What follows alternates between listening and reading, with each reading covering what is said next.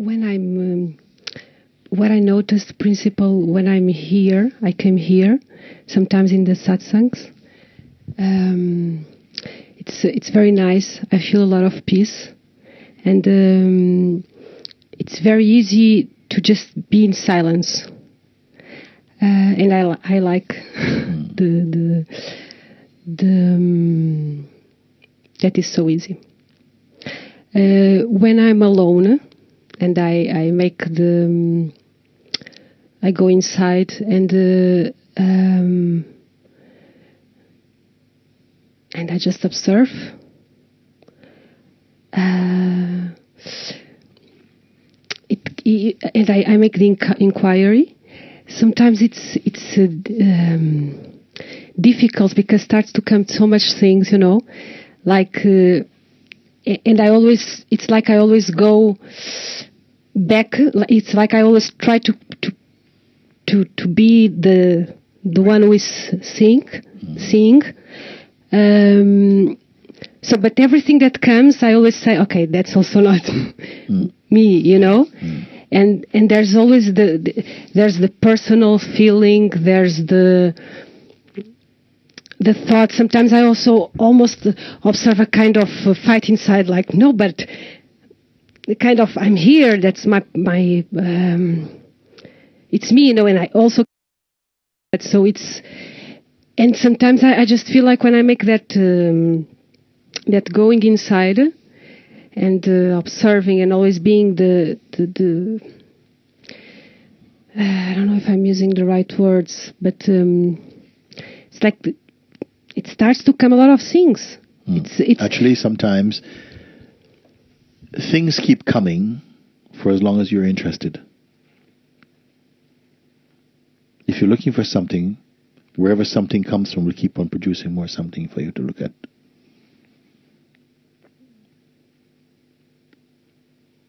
And I don't know if the mind wants to play the game of saying, I know I am not that. Perhaps sometimes our minds like to play the game of saying, I know I am not that. I know I'm not that.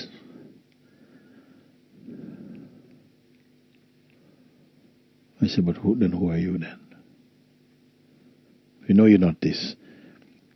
If I'm not this, okay, then I'm nothing else outside on this side of my eyes, okay? If I am not this, because this is the most intimate thing, okay? If I am not this, I am nothing else that is outside of here. That's on this side of my eyes. So in one scoop, the physical universe, okay, I am not that, not absolutely, not directly. Maybe I'm connected, maybe, because I've got a physical body in a physical universe. Okay?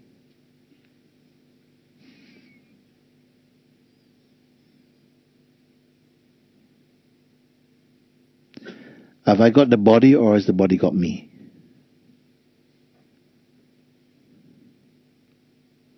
Who am I?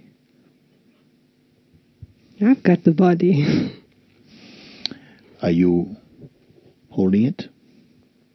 When you say you've got the body, I mean, are you the one keeping it here?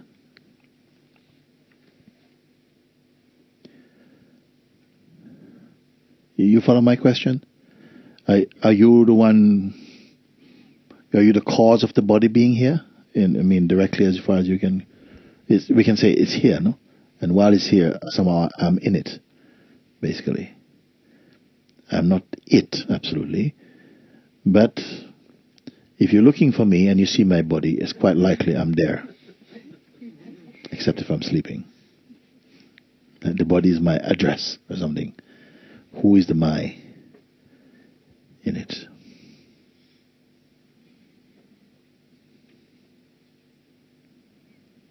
You say that you're looking inside.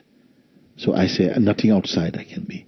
And then let's look in the inside of the eyes, in the world of, say, emotions and thought and feeling, imagination, memory, sentiment, all of these things. They're also perceivable, like the things on the out, like the physical universe. The more emotional and what you may call energetic universe of thought and feeling. That's also something also perceived, no? You perceive your emotions, your thoughts and so on. They're also perceived. So the perceiver of what is inside and outside is where? Where is it?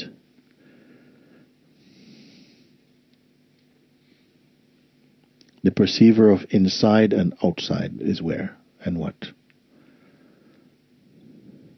Don't just go for word answers. I'm talking about to really, really feel where I'm pointing. It's here. As what? Presence. Presence also is seen and felt. Presence is beautiful. It's higher than person. You follow? A person is kind of like a noise. It's always kind of distracted. It's always looking around. It's always looking for something. That's the kind of the surface behavior of the person. Presence is something different. Presence is not particularly male or female. It doesn't have any belief. It's just pure state of being. Presence is like that. Beautiful. Most practices is to get from the position or the state of a person into the state of presence. When you're in a state of presence, you're more kind, you're more open, you're not easily molested or something. You're in a very even state. All the beings, they love to be in a state of presence. Some rare beings are able to perceive that even presence also is perceivable. When they see this and they're clear about this, their state is beyond any quality.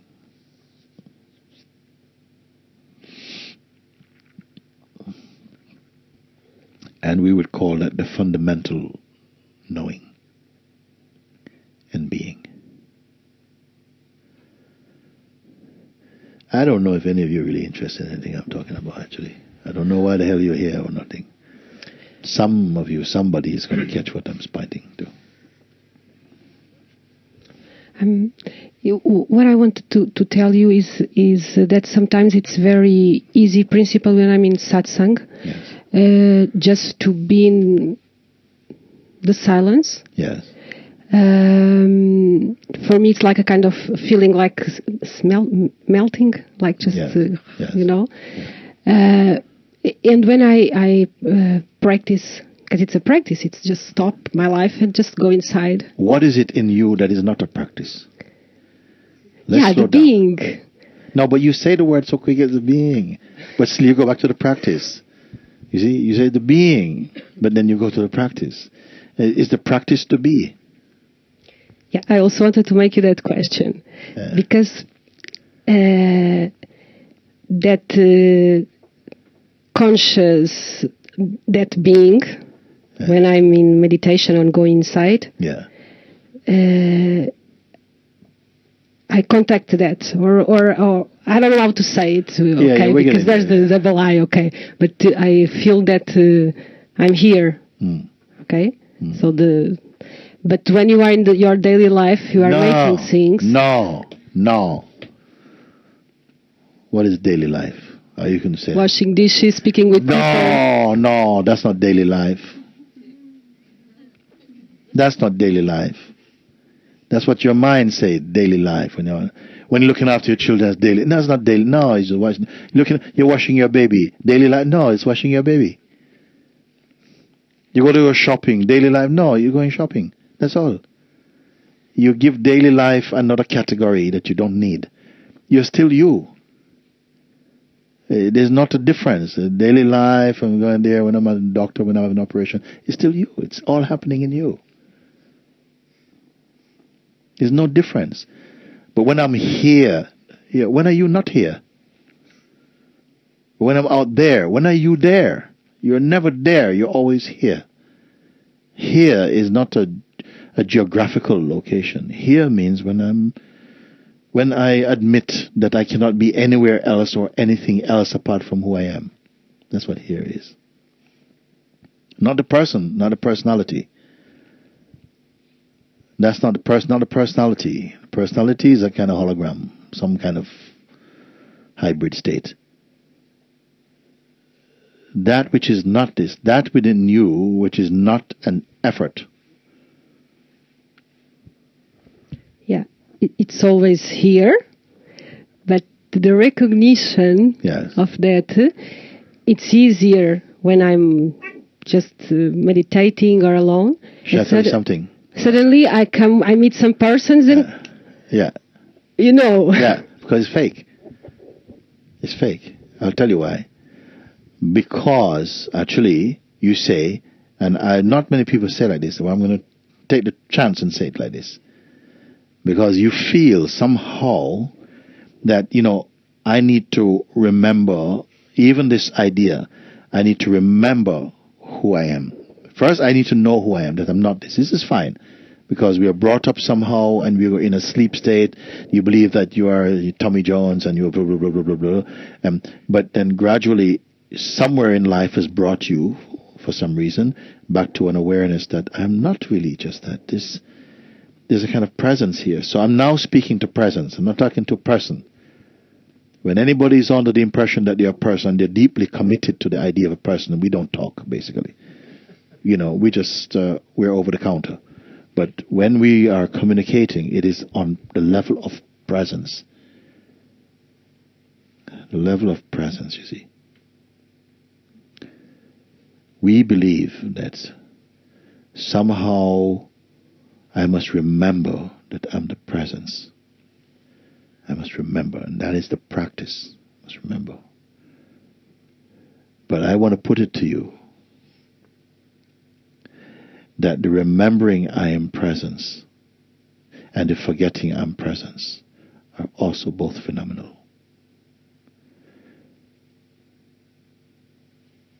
It's not true. We simply believe we have to remember who we are. And it's so indoctrinated into spiritual culture that the naturalness, you see, all you have to know, I'm not the ego. And that's easy at a certain point. No, I'm not. Even at a certain point, you cannot remember what the hell ego is. Just maybe something reminds you of behavior like that. But I must remember to be. This is an extra whack. It's another button you're pressing that doesn't have to be there. You simply are. Now I must remember to be. That is called religion or some kind of spiritual practice or something like this. Now, we kind of have to do it because we are culturally together in this soup, and we keep remembering, I must remember to meditate, to try and get back to the being again. But you are the being. Shall I tell you why? Because even you're meditating, you're watch. Even while you're meditating, something is watching, going, okay, now I'm meditating. I'm meditating to just be where I am watching the meditation. Dare I say something like this? I am chanting to get where? To get where you already are. You like meditating? Enjoy.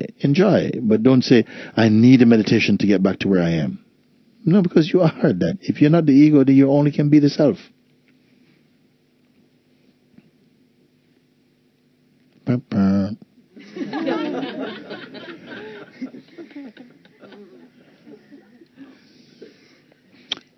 Let's give another example.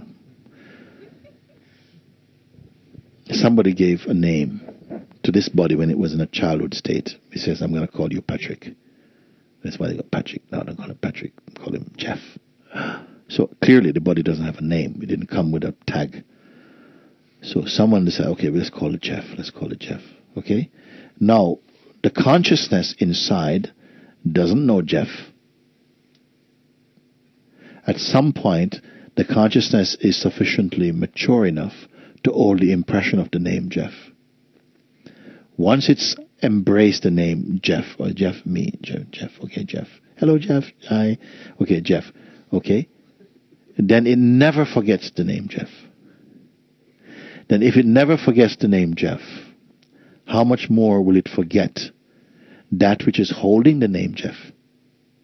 which is your consciousness. Do you have to remember that you're conscious? Do you have to remember that you're awake at the moment? And it is closer than intimacy, that knowledge. That belief keeps spirituality alive. The belief, I must remember who I am, keeps spirituality alive. Without it, you simply are. Now, spirituality will teach us, broaden, strengthen, expand the way in which consciousness works and so on. But who you are and the sense of, oh yes, I forgot myself, which means that you're going to have to remember yourself again and so on. And both the forgetting and the remembering are watched from a deeper place inside you, which already is. It doesn't forget nor remember anything. It has no duty at all. But it itself causes all apparent duties to function. I am that.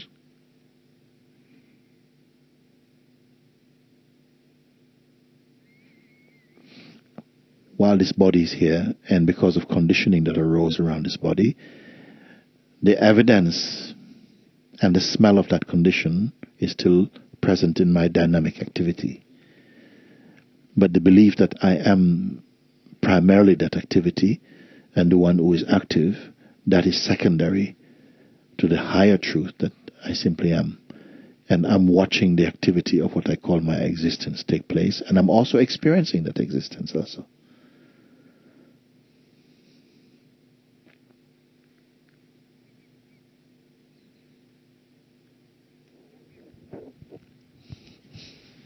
But I listened to you saying that already in satsangs before.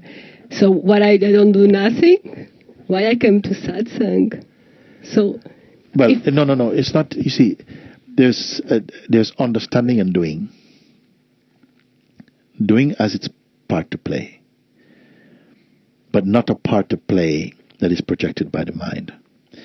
When the self needs a doing to be done, it simply happens. Understanding makes somehow misunderstanding go away. That is what you're doing in satsang. You're immersing your mind in the soapy water of the self and alleviating all that dirt, washing out all the dirt of the mind, and simply loving it.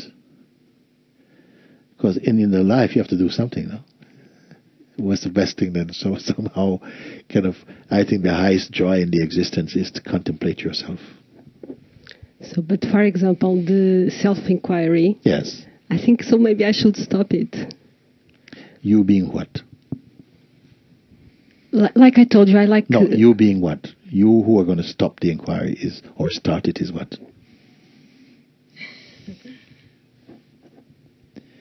Be clear about this. You who will start or stop the inquiry is what? And I'll tell you if you should do it or not.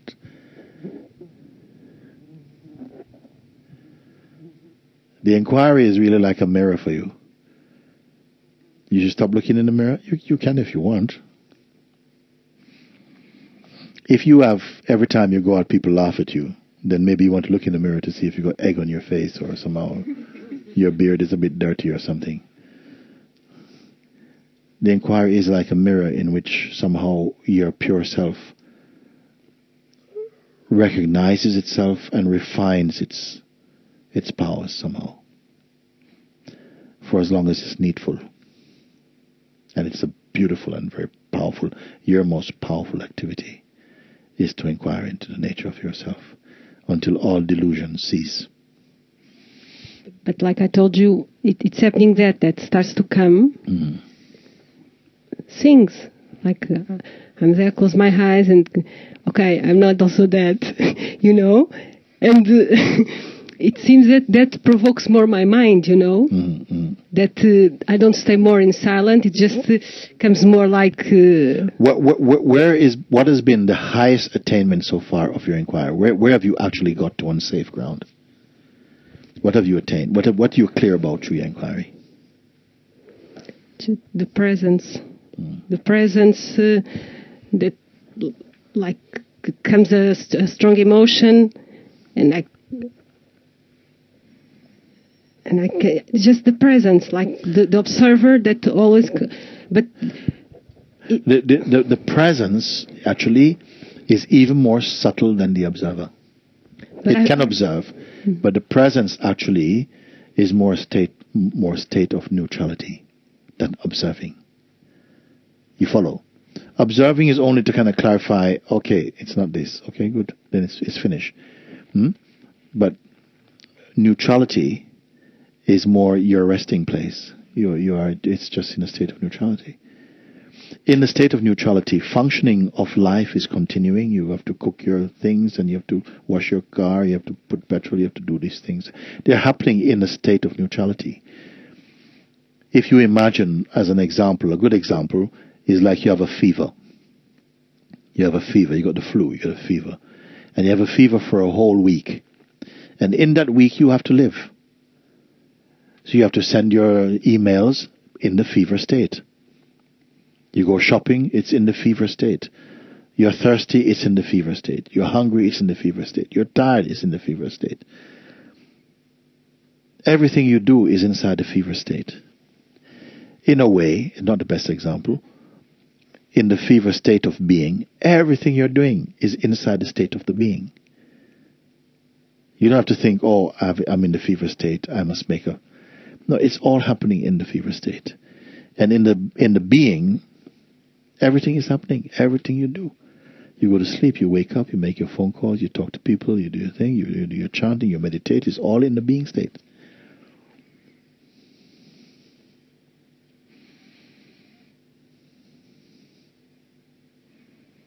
And the mental part of it is perhaps just if you can just be in that neutrality. If you want to keep looking because your mind is throwing up something, every time your mind throws a ball, you catch it. Do you have to do that? It's not natural when you make the self-inquiry. Mm-hmm. For me, it's something very new, because suddenly I have an idea about myself, mm-hmm. about my I. And when I make the self-inquiry and I just start everything that comes, even the feeling of myself. Yes. So even that, it's like to...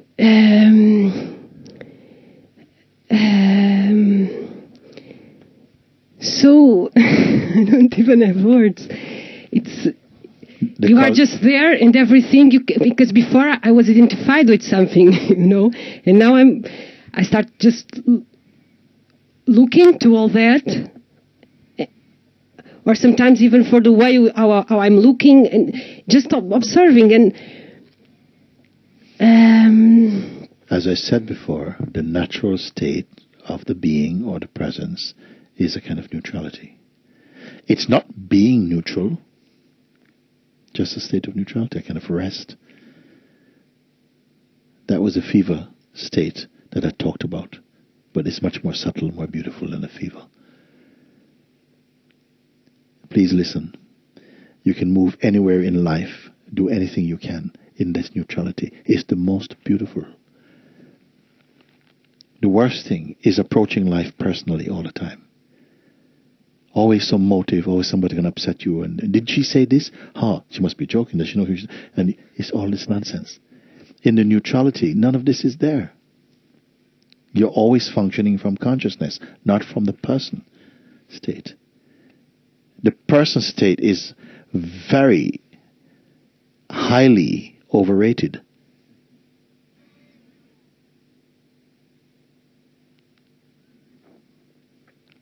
Maybe it's the person who is looking at the mind going, oh, this, I'm not that.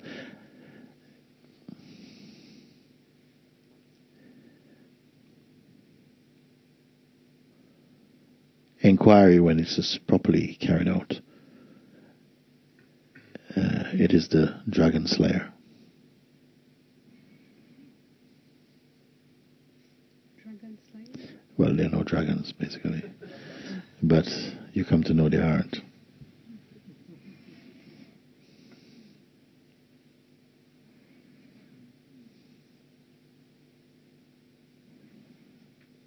You're like trying to kill something that doesn't really exist.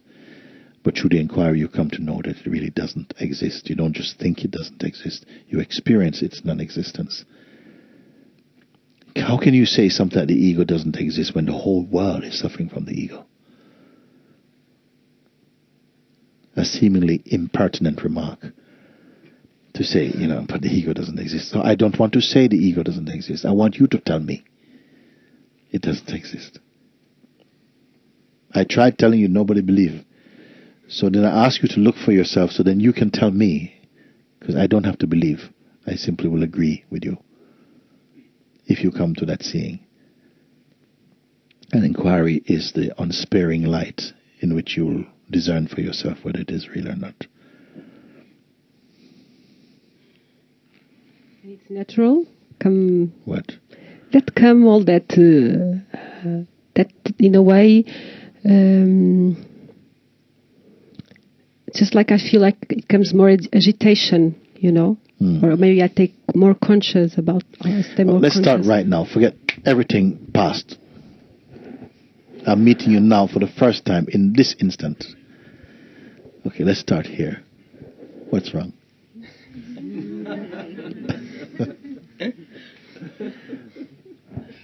Because the rest, it doesn't like every experience, you close the door behind you. Okay. Like a valve. Okay? So it's out of bounds. Forget about it. It's finished. Not because you're afraid, but simply because it's past. I was looking at a cloud this morning. Can I find it now? Where did it go? This cloud. I was looking at that's nice. That I can see a face. Can I show it to you now? It's gone like this, everything. So, refresh. So let's make an experience of awaken now. Why? Why? Because you are now. The experience of awakening is not awakening. If you are now, nothing has touched you, where is even the need for even awakening even? What is awakening? You are awake. Okay, let's drop it. No, but not out of frustration. Not out of frustration. If you really follow, because I'm not just trying to frustrate you. No, I want you to see the simplicity of that. Much of the time we are troubled by the things we're thinking about. And they have no reality apart from our obsession momentarily with them. As soon as you drop it, they're finished, they're gone. So mostly we are kind of living in the past. Because the thought occurred, it's gone, it's finished.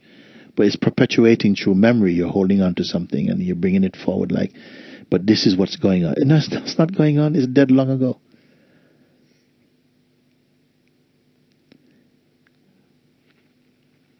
Admittedly, it seems people are not able to leave things like that. Or they just won't leave. Thoughts, go. No. Go away. More come. What you going to do about it? It's like that. What you going to do about it? The most powerful weapon against such thoughts is if you are able to ignore them. Then you say, I can't ignore them. Then I ask you, who is one who is affected by them or cannot ignore them? Like this is the inquiry, like this. And then you can see, is something in me that wants to do it. But this something in you that wants to ignore or to push the thoughts about, is it you? And like this we can go. If you give me something to start, I'll work with you. And very quickly you'll come to see. But it's a joke. I'm making all this thing up. Everybody's making all these things up. Nothing's wrong with you. Nothing is wrong with you. Nothing's wrong with anybody. Except what you keep carrying around, this, bag of worms in your head. Something can be wrong with your body, maybe some... yeah. What's wrong with you? Well, something's wrong with your head. Yeah. Okay. But can be something be wrong with yourself?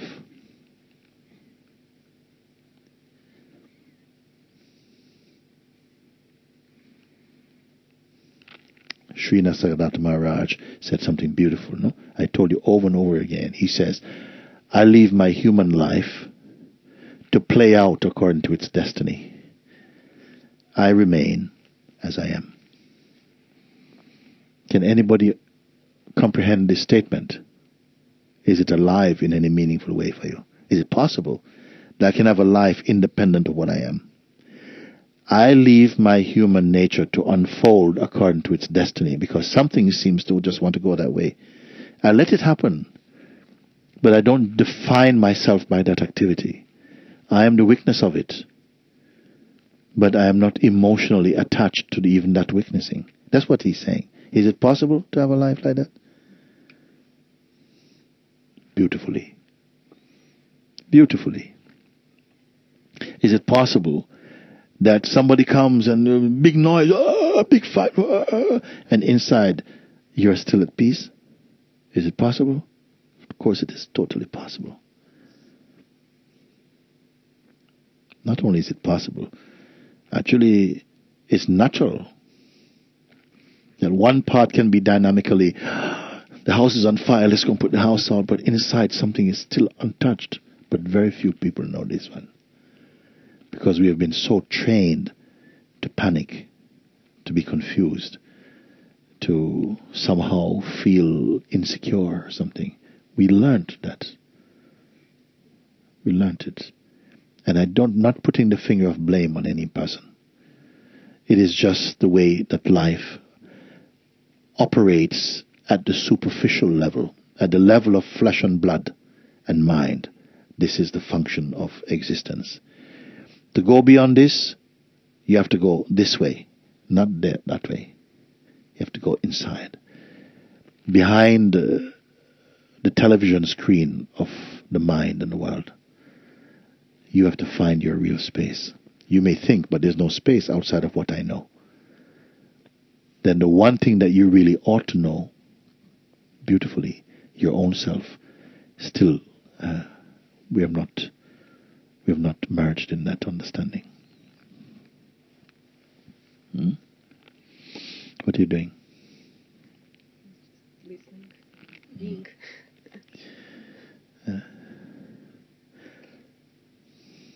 Mooji. Good.